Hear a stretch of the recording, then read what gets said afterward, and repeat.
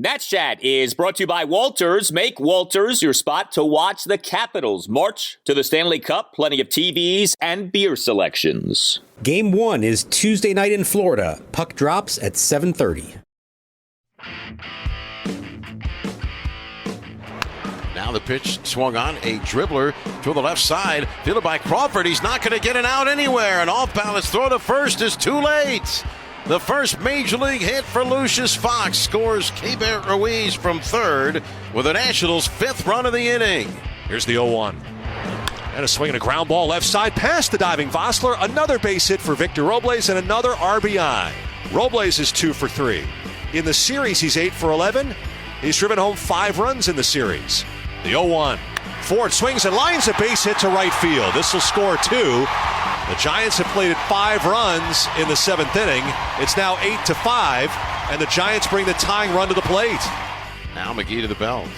Kicks, delivers. Swing and a drive in the air to deep right center field. No one will catch this one. It's down and rolling to the wall in front of the Nationals bullpen. In at second with a bases clearing 3-run double is Yadiel Hernandez. It puts the Nationals back in front by 6. Yadiel Hernandez. It's the Nationals 11 and the Giants 5. And welcome to Nats Chat for Monday, May 2nd, 2022, along with MASNsports.com Nationals insider Mark Zuckerman, who is at Oracle Park in San Francisco. I'm Al Galdi, host of the Al Galdi podcast. It had been a while, and finally the drought is over. The Nationals have won a series again. The Nats had not won a series since winning 2 of 3 games at the reigning defending World Series champion Atlanta Braves, April 11th through the 13th. But on Sunday, on May 1st, the Nats clinched a series victory once again, winning 2 of 3 at the San Francisco Giants via an 11-5 win on Sunday. The game was crazy for a lot of different reasons. The game became close when it otherwise looked like it was going to be a no-doubt rout, but the Nats pulled away as the Nats bats continued to emerge. We had the 14-4 Nats win on Friday night. We have this 11-5 win on Sunday. Nats get to 8-16 on the season. I don't know if this is indicative of the offense rising or if this is just a nice weekend in San Francisco, but I'll tell you what, Mark, it's nice to be talking about a Nats series win for the first time in a few weeks. So who would have imagined, Al, that the 2 series that the Nationals would win would come against the Braves, like you said, defending World Series champions, and the Giants, who won, 107 games last year and are off to a really good start themselves this year. It does remind you that you never know what you're going to get, but also that they can, when they put it all together, they can be a good team on any given day. It's not always guaranteed. They need a lot of things to go right. But when it does happen, they have the ability to do a lot of good things. And you saw that for the most part over the weekend. This was a well-played, for the most part, a few blips here and there, for the most part, a very well-played series in which they scored a lot of runs. And we saw the potential of their lineup, and we saw when they get good starting pitching, what that does for them. Yeah, it's crazy when you think about what's happened here with the offense. You had the 8-game losing streak during which the Nats totaled 16 runs. Then you have this 3-game series at the Giants during which the Nats totaled 28 runs. So, it's like you just don't know. The season is still evolving, and at some point you figure the Nats were going to hit. It wasn't going to be like this throughout the year. At least, you were hoping it wouldn't be that way. And the Nats ended up doing a really good job in this series. So I give them full credit. Like you said, the Giants are a good team. Giants have been, especially from a bullpen perspective, one of the better pitching teams in baseball. And that the Nats got to the Giants pitching in this series, as the Nats did, really impressive. So it's funny, man, because there's so much we can say about the offense. But I have to tell you, to me, the biggest bright spot coming out of this win on Sunday was the Nats starting pitcher. I actually think that that's the A topic, even though the Nats offense was superb on Sunday. Josiah Gray on Sunday went out and pitched like an ace. I mean, point blank period. He goes out there and he gives the Nats arguably the best outing from a Nats starting pitcher so far this season. There have been 1 or 2 others that were good, but if this wasn't number 1, this is number 2. I mean, that Yohan Adon outing was quite good when he pitched into the 7th, but Josiah Gray on Sunday pitched like the guy who you were hoping he would become when the Nats made the big trade with the Dodgers last summer, shipping off Max Scherzer and Trey Turner. Josiah Gray on Sunday in this 11-5 win at the Giants, 6 scoreless innings. Now, it's funny. He wasn't exactly pounding the strike zone. Josiah has been racking up the strikeouts. Didn't do that in this game. Only had 3 strikeouts. He did issue 4 walks. He did throw a wild pitch. And if you look at his strikes versus balls, 93 pitches, he only threw 53 strikes versus 40 balls. So, it wasn't necessarily like this lights-out dominant performance, but he only gave up 1 hit, which was a single. The run prevention obviously was there. He was facing a good team, and he gives you 6 scoreless innings like that. Josiah Gray struggled in his first outing of the season, but since then, over his last 4 starts, he has been quite good overall. He's got an ERA of 3.12 over 5 starts, and I tell you, it really does feel like we are seeing a good pitcher develop before our eyes. So I know, Al, you've already read my game story from this win, but if anyone out there hasn't read it yet, you just basically read the lead to my story, that all those other things that happened that were really good in this game, the most important thing to me absolutely was Josiah Gray, and not just for what it meant for this game, but in the bigger picture. And I'll even take it a step farther. To me, it all boils down to 1 at-bat in the bottom of the 5th. So Gray gets through 4 hitless innings, 4 2/3 hitless innings, then gives up a single and 2 walks, and all of a sudden the bases are loaded with 2 outs in the 5th, and here comes Darren Ruff, who's having a rough season to get started here, but was pretty productive for them last year and is just physically like an imposing hitter at the plate when he steps up. And this is that moment, and we've seen it from Josiah in the past, where he could pitch really well, but all of a sudden one little mistake can blow everything up in his face. He can give up a home run, which often happens, or just lets an inning get the best of him. And all of a sudden, what could have been shaping up to be a really good start ends up just being an okay start. And so this, to me, was the moment. He strikes out Ruff on 4 pitches, finishes it with a slider. The pause, the kick, and here it comes. Swing and a miss. He struck him out with a slider to get out of the inning. You saw some emotion from Josiah as he hopped off the mound. He knew that was a big spot. He gets through that. Davey sends him back out for the 6th. He has a quick 6th inning, completes it. Now he's at 93 pitches. That's the kind of development you want to see from a young starter, to get through that little moment of adversity, take what could have been, turning into a disaster and flip it around, make it a big moment for him, keep them from scoring. I think, let's see how this all plays out. But someday, later this year, we may look back on that moment against Darren Ruff and say that was a key moment for Josiah Gray in his development and ascension from just being a back of the rotation starter to being a frontline starter. We had this conversation on, I think it was the last installment of the podcast about Carter Kieboom. And I said to you, those who can do, I really do believe that for the most part, this isn't 100% true, but for the most part, young players who are supposed to be good will show you that they're good sooner rather than later, and you'll see it early in their tenures. We've seen it with Josiah Gray. We saw it in his initial few outings last season. He did then struggle, but he did then pitch better late last season, and so far this season, he's doing a good job. We're seeing enough good from him to believe that this guy is going to become a good starting pitcher. Does he become elite? I don't know, but does he become, a very viable number 2 starter in a rotation? Yeah, I think he does. We put out a Twitter poll. You can always follow us on Twitter at @Nats_chat. Now that you have seen a bit more of a sample of Josiah Gray, what's your realistic expectation for where he fits into a future Nats rotation? And the 3 options are ace, frontline starter, or a cog in a 5-man rotation. And the runaway leader so far is frontline starter. I mean, I think people are looking at him as being a realistic number 2 starter. I think if you're scripting this out as a Nats fan, Cade Cavalli is your ace, Josiah Gray is your number 2. Now, who knows if it works out that way?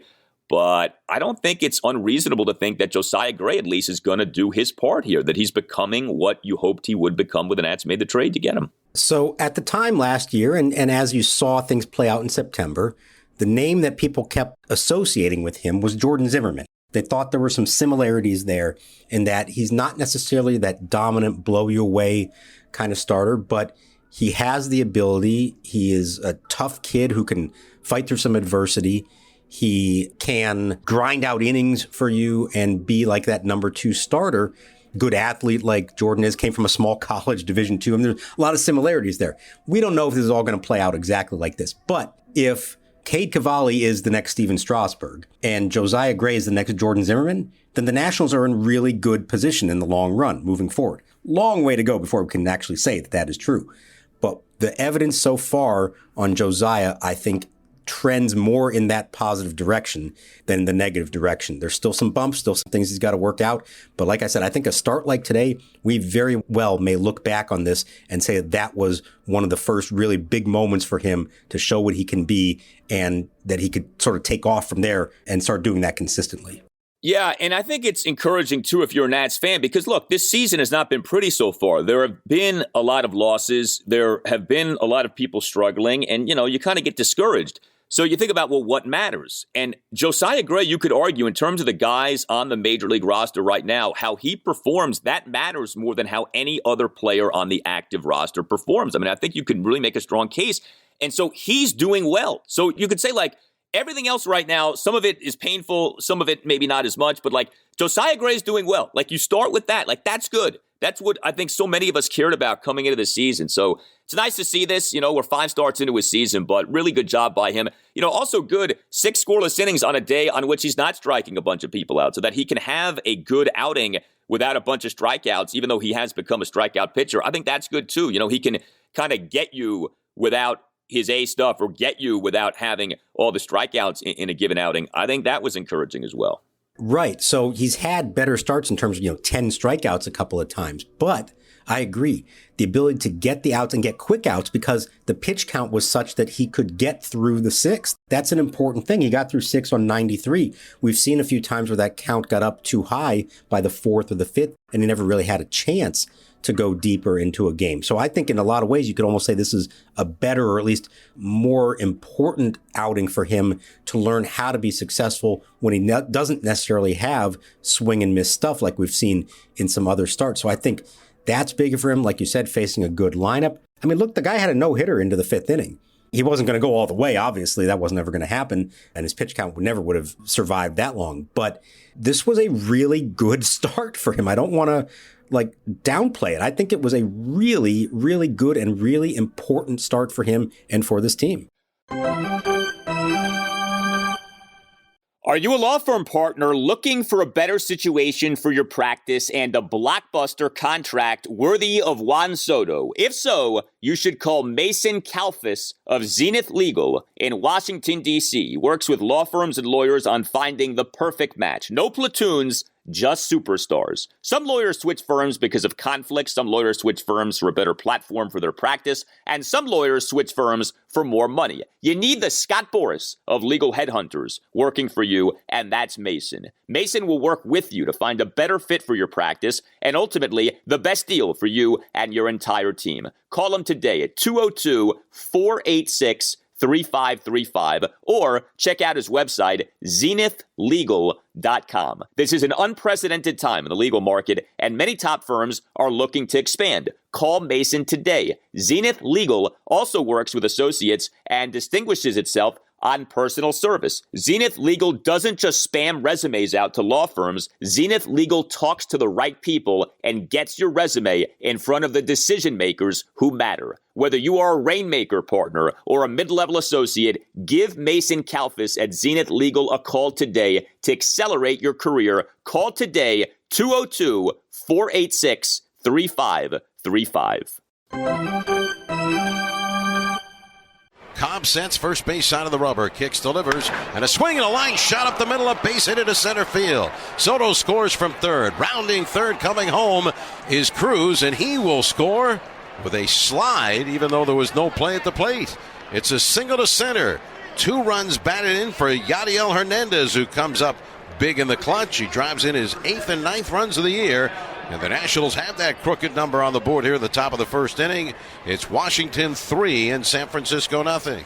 All right, now to the offense, which was tremendous for a second time in 3 games in this 11-5 win at the Giants on Sunday. So the Nats put up 5 runs in the top of the first, 2 runs in the top of the 6th, another run in the top of the 7th. The bullpen then completely falls all over itself by giving up 5 runs in the bottom of the 7th, and then the Nats respond with a big 3-run top of the 8th inning.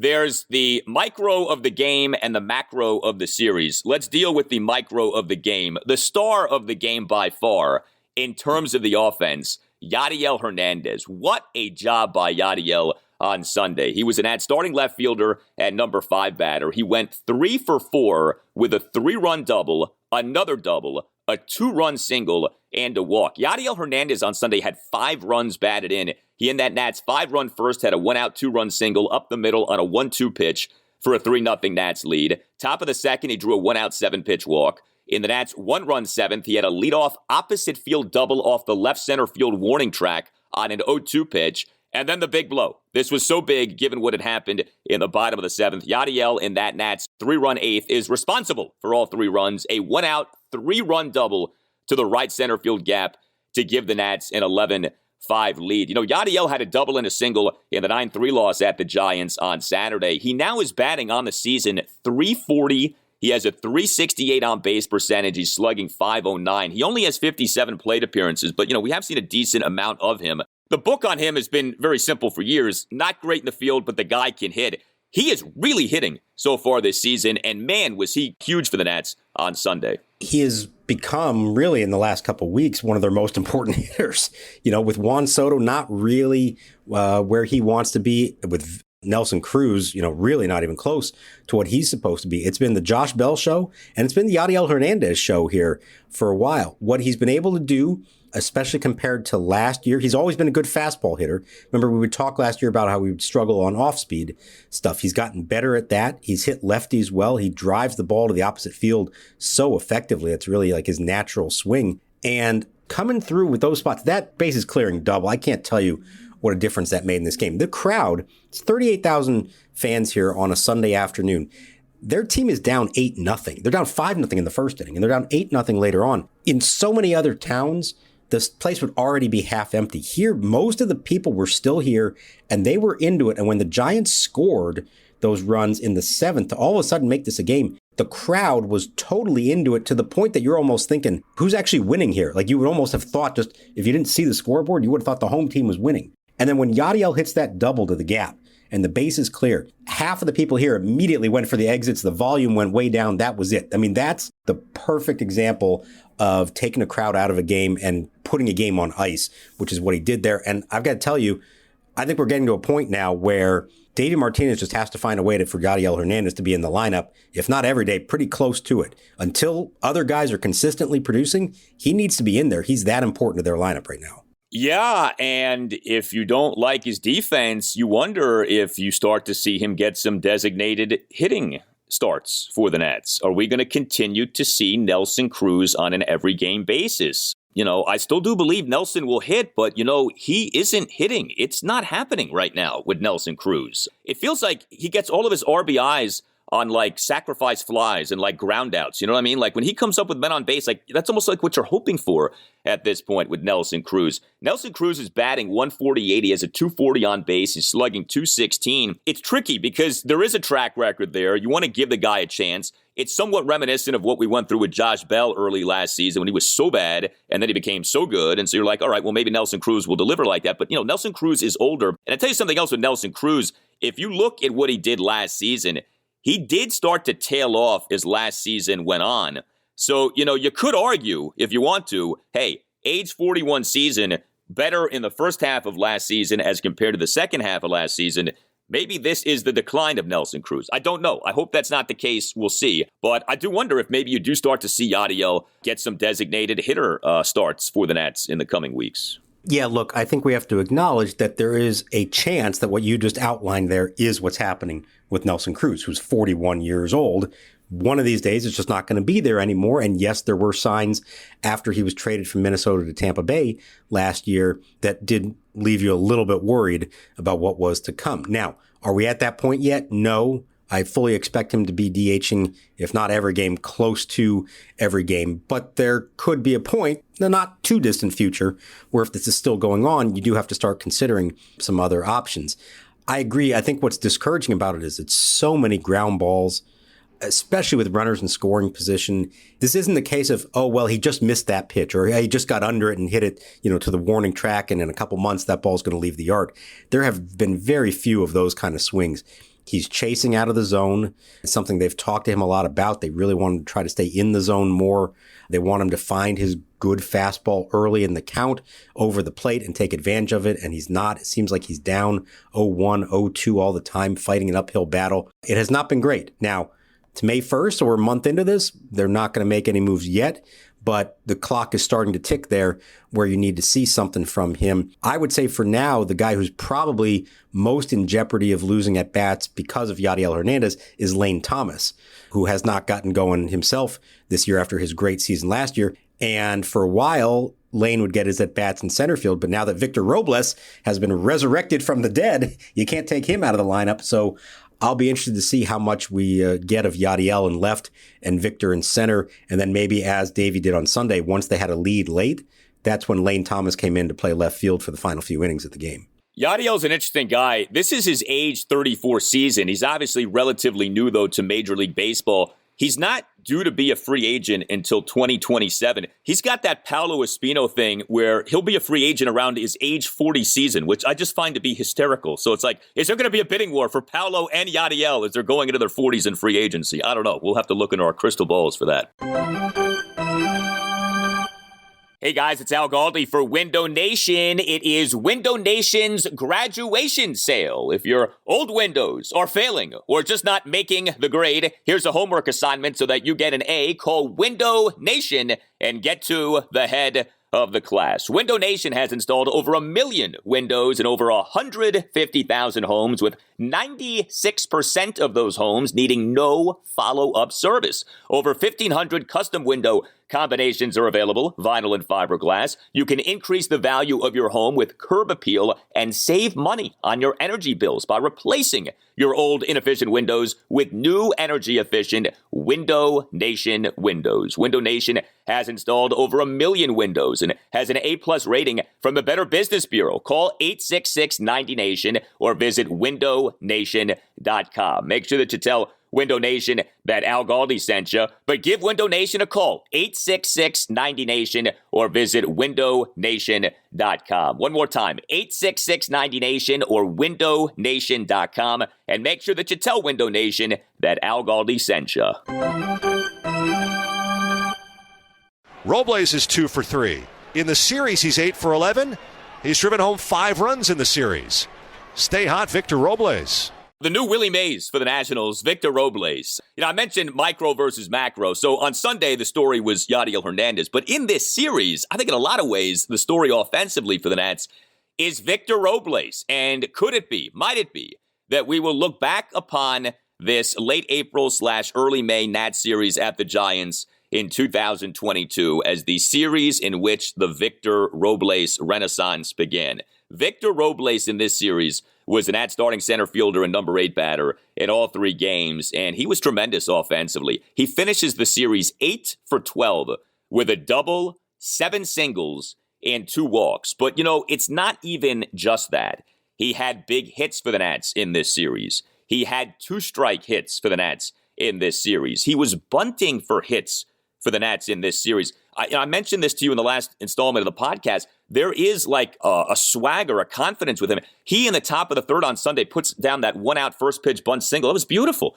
And he almost had like a smirk on his face. Like he knew exactly what he wanted to do. He did it. The execution was picture perfect. That Nats 1-run 7th. He has the 2-out ribby single through the left side of the infield to put the Nats up 8-0. The 5-run first, he drew a 2-out full count 7-pitch walk to load the bases. This guy is like a different hitter over these last few games. It's so nice to see this. I'm glad it's coming across on TV because in person you're seeing the exact same thing. The confidence and the swagger that we knew from him as a rookie in 2019 has been back the last few days. Now, again, it's a really small sample, and you hope this isn't just a case of an incredibly hot weekend that then he falls back to where he was. But it does feel like this is a significant moment for him. These aren't cheap hits. I know you're going to say, well, there's some infield singles, some bunt singles. Yeah, but that's his game. Like, he's delivering hits the way that he can do it, and then also coming through with line drives and clutch hits in big moments and all of that. He continues to play outstanding defense. He was running the bases better. We haven't really talked at all about Victor Robles making outs on the bases like we used to. That's another big part of all this that they've been asking for from him. So, yeah, I think at the end of all this, what are we going to say about this series? I think it's Josiah Gray and it's Victor Robles. And consider all those runs. What do you say? 28 runs the Nats scored in this series. Like, a huge offensive output. Now consider they did that with Nelson Cruz not really producing at all. Keibert Ruiz really has not been producing at all. Josh Bell's had his moments like he has all year. Juan Soto had a few moments, hit the big homer on Friday night. But really, they scored all these runs in large part with Victor Robles at the center of it. Michael Franco had a good series. Yadiel Hernandez, like we just said, Cesar Hernandez was getting on base. But that to me shows that this lineup can be really productive when guys like Victor Robles are producing. It doesn't necessarily have to be Soto, Cruz, and Bell. They can do this when other guys are contributing. And Victor Robles can be an impact player in a lot of ways, even if he's down in the lineup.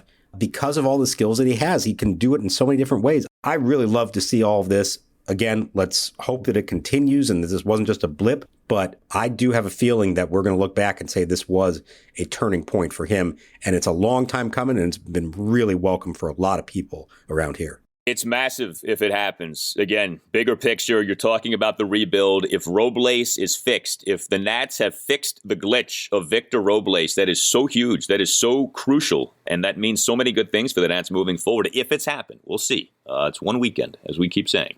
You mentioned Juan Soto. How about Soto on Sunday? 3 singles, all of them up the middle. I got a kick out of that. That was good to see. Soto also with a stolen base. And how about Lucius Fox getting in on the offensive act on Sunday? So Alcides Escobar was not the Nats starting shortstop on Sunday. Lucius Fox was. He went 2 for 5 with 2 infield singles and a stolen base, including a 2-out RBI infield single to give the Nats the 5-0 lead in that 5-run first inning. Lucius Fox came into the game having gone 0 for 20 with 1 walk this season. He gets himself his first 2 major league hits. They're both infield hits. I mean, he's not hitting balls hard, but he hit them to where he could get on base on Sunday. So it was nice to see him get those hits. He was so relieved after this. He really wanted this. He needed this after the 0 for 20. For those who don't know, he was originally signed by the Giants for $6 million as an international free agent. Never made it with them, went to Kansas City, didn't make it with them. Briefly in Baltimore over the winter, didn't make it with them. So this meant a lot to him. And I don't know how it came across on TV, but the Nats dugout erupted when he beat out that infield single for his first hit. They'd been waiting to see it. They've been by his side this whole time. He said that he appreciates so much how they've had his back through all of this. So it meant a lot. But then what you saw is when he just gets on base, Lucius Fox can cause all kinds of havoc out there. He steals second, so he gets his first career steal right after the first career hit. Later in the game, the second single, he goes first to third on one of those Soto hits up the middle. And then I'm going to call it a steal of home. I know officially he scores on a wild pitch. The ball only went, 6-7 feet from the catcher. It was not far. Marte has his sign, the pitch. In the dirt, gets away. Here comes Fox breaking for the plate. The throw to the pitcher covering. The tag for Marte. Safe is the call.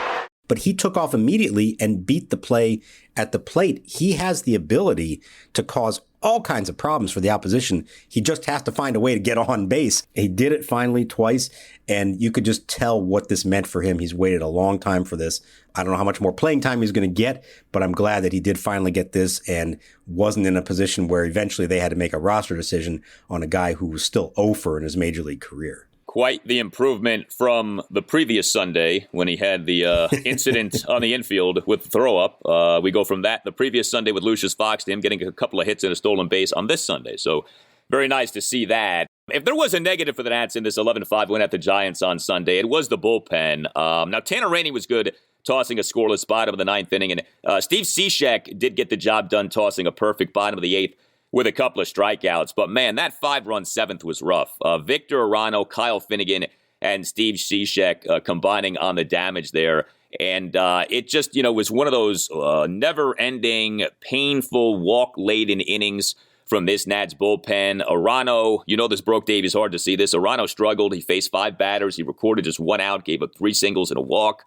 Kyle Finnegan, who has not looked great here lately, he had his problems in the inning, including issuing a one-out bases-loaded 5-pitch walk of Darren Ruff. He then issued a 2-out 8-pitch walk of Brandon Crawford to load the bases. Finnegan then got pulled from the game.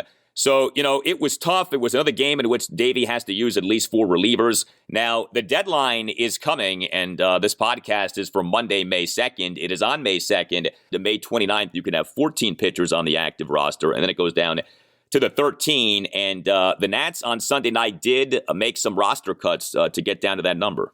Yeah, Sam Clay and Francisco Perez were the choices. This has been looming for a while. They knew they had to drop 2 relievers. It had to be relievers. They only have a 3-man bench. They couldn't drop anyone else there. We kept talking about all these auditions over the last week and them evaluating who can handle what situations. I think it's a little bit telling here that those are the 2 that they chose because those are 2 lefties. The only lefty who's left in the bullpen now, because Sean Doolittle's hurt, is Josh Rogers. And part of me has been thinking that we're about to see Rogers take on more of a long man role and maybe be that bridge from middle innings to the late innings when a starter gets knocked out. But if he's your only lefty, you kind of have to use him in a matchup situation now, at least until Doolittle comes back, and we don't know when that's going to be. So I'll be curious. We didn't get to talk to Davey about this. The moves were announced later after we had already left the clubhouse.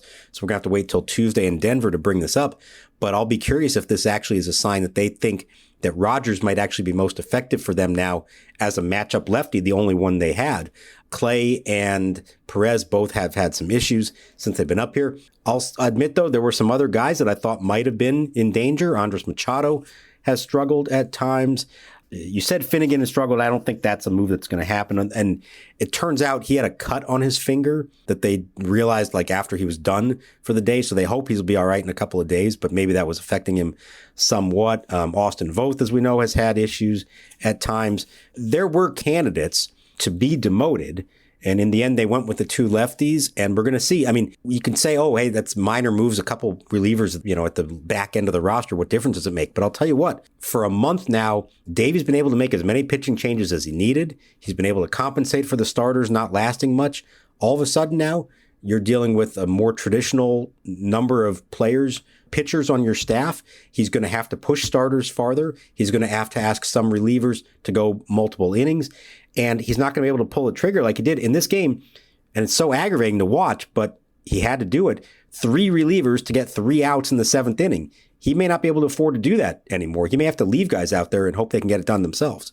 Yeah, I think some guys are going to have to start wearing some things. And you're just going to have those days where a guy's struggling and nobody's warming up. And Davey's like, all right, cowboy, you got to ride this out, man. And you got to figure this out. The unfortunate truth is there were a lot of candidates to be cut here by the Nats. They do have a lot of relievers who just aren't that good, aren't that trustworthy. The bullpen certainly has had its moments lately, and we've given the bullpen credit, but it's tough. Every game, as we keep saying, 4 relievers, 5 relievers. You can't keep doing that. It's not going to keep working. It's not sustainable. And you did see that. I think start to see some of the cracks in that approach in this series. Bullpen did not have a great series, so we'll see here. I mean, the starters need to be better, but you did get a very good outing from your starter on Sunday, and that, as much as anything, was great to see as the Nats get themselves a series win at the San Francisco Giants. Well, you tell us what you think. You can hit us up on Twitter at Nats_chat. You can email the podcast, natschatpodcast@gmail.com. That's natschatpodcast@gmail.com. It is on to the Colorado Rockies next for the Nats. They have an off day on Monday,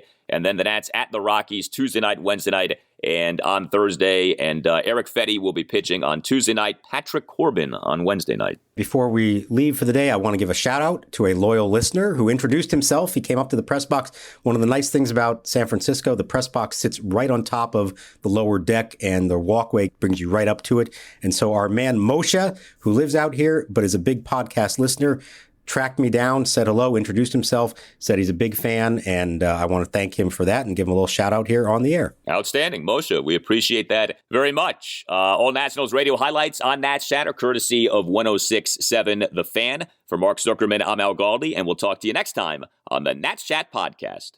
And now Rainey delivers. Swing and a miss. Struck him out with a slider. A Curly W's in the books, and so is a series win in San Francisco.